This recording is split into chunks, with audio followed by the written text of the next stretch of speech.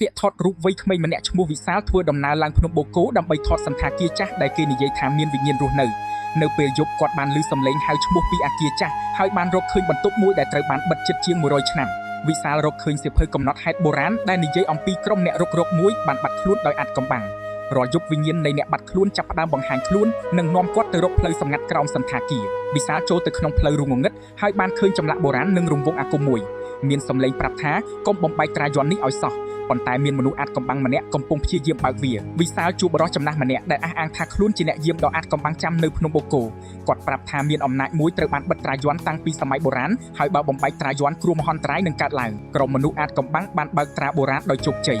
អាប់ខ្មៅគ្របដណ្ដប់លើភ្នំបូកូហើយស្រមោលដ៏ធំមួយលេចចេញពីក្នុងរូងភ្នំវិសាលត្រូវសម្រេចចិត្តថាត្រូវរត់គេចឬប្រថុយជីវិតដើម្បីបិទត្រាវិញវិសាលបានរកឃើញការពិតថាអ្វីដែលត្រូវបានបិទមិនមែនជាបិសាចទេប៉ុន្តែជាអំណាចអាថន្នបុរាណដែលមនុស្សមិនគួរប្រើគាត់បានបិទយ័ន្តអាថន្នត្រាឡើងវិញនិងចាក់ចេញពីភ្នំបូកូប៉ុន្តែមុនពេលគាត់ចុះពីភ្នំគាត់បានថតរូបចុងក្រោយមួយនៅក្នុងរូបភាពនោះមានស្រមោលមនុស្សស្លៀកអាវសឈរនៅពីក្រោយគាត់ទោះពេលថតគាត់នៅតែម្នាក់ឯងចប់ចំណាំ